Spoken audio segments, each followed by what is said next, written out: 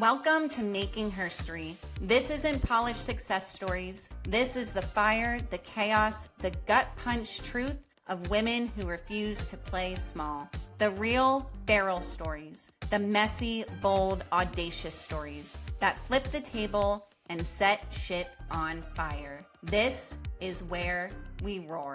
It's Ashley Crabb. Buckle up, babe. We're making herstory. Hello, welcome back to episode 3 of Making Herstory. It's Ashley Crabb, and I am so glad you're here. I'm sure at this point you are thinking, Ashley, what the heck do you do? And some days I wonder the same thing, to be completely honest. But besides being the CFO of our household, chief chaos coordinator of 2 tiny 3-year-old twin boys, I am the woman who helps you tell your story. And not just that, but we tell your story and we learn how to bridge that story with experiences and community.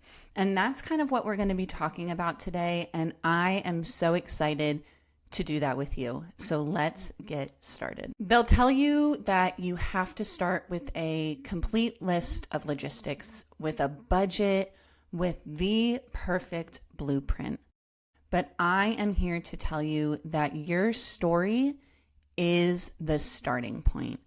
The mistake I think so many of us entrepreneurs have made through our journey is we look at the experiences we are providing for people, the events, the retreats, the memberships, the spaces that we are creating to bring people together. We build those spaces that look polished online, that look polished in our marketing efforts, but inside they're hollow. They're forgettable. And the truth is, your story is the whole reason why people come together. It's what attracts people to you. It's what makes people want to be in a room and a space with you. It's the theme. It's the heartbeat. It's the reason why women say yes to you before they even know entirely what they're getting into. Your story is the difference between a pretty event, a pretty space, and something that women truly remember for the rest of their lives. Without your story, you don't just risk having a lackluster event, having people be bored at your event, having an event that you don't sell out. When you don't integrate your story into every single aspect of what you are doing, you risk allowing a woman to leave you without being changed. You risk women leaving you unchanged. And when we think about events, whether it's an in-person event, whether it's a once-in-a-lifetime event, or whether it's an event that is reoccurring, we so often start from the point of, it's only about booking the right hotel or the right venue. It's only about hiring the right speakers and having the right marketing plan, the right graphics for the event. We think memberships are about pumping out more content, more libraries, more lives, more shiny add-ons. But none of these things matter if your story isn't present. Without your story being involved in all of this, it's just logistics. And when we think about logistics, if we think about the true depth of logistics, if they have no deeper meaning, then they're just empty. They're completely empty. And don't get me wrong, your girl loves logistics. I love a good checklist. I love organizing things behind the scenes. I love figuring out a venue, what materials we're going to need to purchase, the vibe, the flow. I love all of those things. And they absolutely are important. when you are planning these events, when you are planning these spaces, these memberships, they're utterly important, right? Because when it comes down to it, those logistics outside of your story are also going to be what makes your event unforgettable. You know, it's the way that a woman can walk into the room and immediately feel like, oh, wow, I belong here. You know, I've been to events where I've walked right in and I'm like, oh yeah, this is where I'm supposed to be today. Like the vibe is right. I feel connected right away. I know that the choice I made today to be in this room was meant to be because I inherently belong here.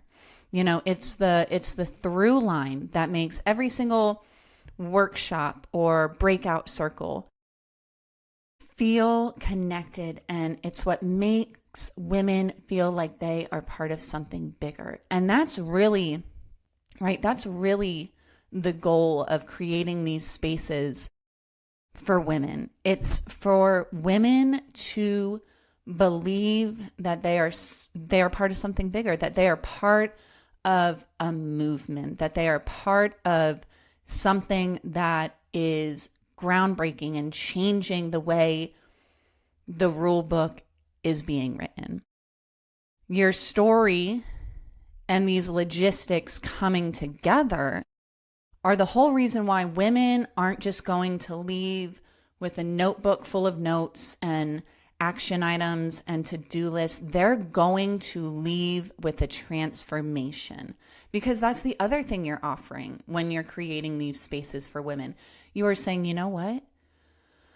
I know that there is something in your life that is calling you to transform, that is calling you to change, that is calling you to do something different or to take action in a way that you have never done before. That's what you're offering in these spaces, right?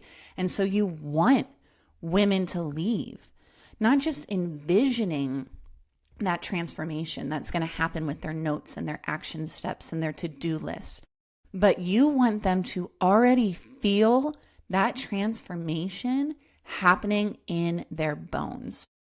And I think when I was first building events myself, you know, I've been doing this for the better part of 15 years. I initially always thought it was about the logistics. It was always about the agenda. It was always about keeping things polished and professional and running on time and not having any mistakes or oopsies. And what I quickly learned is that these aren't going to be the things that people actually remember. You know what I mean? Like, people aren't going to remember if you ran over the agenda for 5 minutes. People aren't going to remember if you wore your best suit and spoke in a super polished sort of way. People aren't going to remember necessarily if there was an issue with the venue catering, right? People are going to remember how you handled those moments, how you integrated those moments into the story that's going to be told later. How did you lead by example, showing the women in that room how you conquer issues that arise, right? Women are going to remember the lump that formed in their throat when they heard one of the keynote speakers hit that line in their speech that then hit a chord in that woman's heart, right? It's going to be the laughs they shared during breaks, eating meals, you know, having drinks, where these strangers that didn't know each other before this space was created are starting to form a sisterhood. It's the moment where they finally had the courage and the strength to stand up and fairly and audaciously and authentically tell the parts of their stories that they were so scared to share, that they have been hiding for years. And because you created that space and you provided this community of women, they walk out a completely different person. And I know you've been to events like that. I know that you have been in spaces where the transformation and the change has happened to you in those moments. And that's the story that you tell going forward. And so I want to talk about this, right? The story starts before the doors even open, right? So you are bringing your people together by your story, by the story you're telling, by the problems and the struggles that you are recognizing that other women have. And you're saying, hey, I know you have these. I have these too. Here's the solution, and here's the transformation that will happen when we connect, right?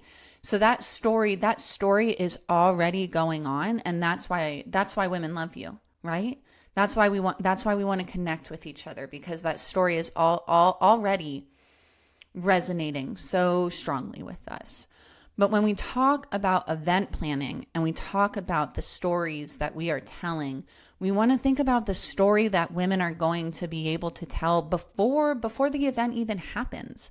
And this is where logistics come into play with your story, because we know to have an event, we want to have the ticket page, and we want to have the communication, and we want to have the content marketing. And like I said, if those aspects of your event from the beginning don't speak to the problem, solution, and transformation that is going to occur in that room, you won't even get the right women in that room. And that's something else we have to think about. The way in which we tell these stories, the way in which we present our stories, and the stories we are sharing of ourselves, those moments are attracting the right women who we want to be in these spaces, and not the right women in a way that is excluding or mean girl energy or anything like that, right? Because we don't have fucking time for mean girl energy here. We don't have time for exclusions or comparison or any of that shit. This is a no judgment zone. However, we do recognize that we are all in different places in our lives. And so when we are bringing people together in a space, we do want to make sure that we have the people there who are ready, who are not just going to sit on the sidelines, who are not willing to continue to stay small and quiet. We want to bring the women together who see the feralness in themselves, whatever that means to them, who are audacious in the actions that they take and the way that they show up authentically. We want the women who are ready to make moves in the movement that we are all a part of. And I think this is so important, because the story isn't just what happens at the event. The story is the thing that sells the tickets, that allows you to have a sold out space. The story is what sets the tone and makes women whisper, wow, I need to be there. Like, I can't miss this. Like, I am willing to sacrifice the things to be in that room. Your story is that invitation, and the logistics are just the tools that deliver it. And I think that's such a great way to think about it. Your story is the invitation vessel, and logistics are just what gets that vessel out there, right? And I think when we can start thinking about creating spaces, events, retreats, memberships, networking events, teaching workshops, any space where you are bringing women together to be part of something bigger, right? If we can think about our story as the invitation and the logistics are the tools that deliver it, we are setting ourselves up for greatness in that regards, right? And then we get to pivot and we get to think about when the story is driving the room, when we start thinking about the logistics as more, right? The venue isn't just the location. It's this container that you are holding everybody in for these precious moments of time. And you do at this point, you do want to think about, does this space fit your vibe? Does the energy of this space amplify your theme? Is this space going to allow women the opportunity to connect and feel comfortable and engage? That's when you start asking those questions, and when it's important to really look at the logistics on a deeper level. Your agenda is not just a schedule. It's a story arc. Every session, every breakout, every small circle, workshop, these sessions are building towards the transformation that you are creating. And so when we talk about weaving your story into a room driven by a story, now we get to talk about what is the story being created here right now, in this time, in this moment. What storyline is being created because of what we have integrated? How is that being married together for what is going to be told after? And so, you think about transitions. They're not just this throwaway space and time where like, 10 minutes, do whatever you need to do. No, they're your connective tissue within that moment. Like, when you pause, how you pause, the music and the actual time you give people in between things to be able to connect or reflect or take a moment for themselves. Like, those tiny minuscule moments do matter on a deeper level once you realize that they matter because of the story that's being created. And we can look at this. We can dive so far down this rabbit hole, and we will continue to do so together. But let's talk about memberships. You want to talk about onboarding your newest member. That first connection you make with them is the first page of the story they are writing in this transformation of joining your membership.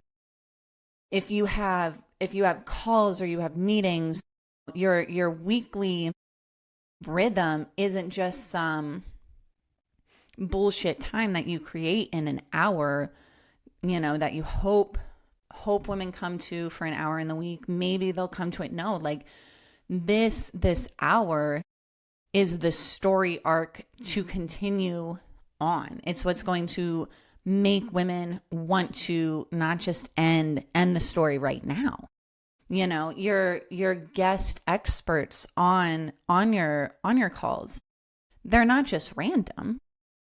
They're chosen because their story deepens your story. And you know that their story is going to resonate even further with your members. And so memberships are a totally different ballgame sometimes when we think about stories and everything like that. But when you think about retaining those members, you have to think about if you are continuing to allow that story to live in them as they continue on. So that story, just like we talk about, our stories aren't over yet. And so you have to make that story, make those chapters resonate just like the first half of the book. So when we think about this alchemy of story and space and how important it is to integrate your story into what you are doing, it shapes everything. And I think for so long we have kind of downplayed this idea of how important and powerful our stories are. But your story literally shapes everything that you are doing in creating these spaces for women. And when you have spent so much time thinking about how your story plays into the beginnings of the event, the beginnings of the communication, when you think about how your story plays into the actual event itself and what's being created there, you're thinking about all of this because it is also the story that these women are going to carry home, carry with them, share with others.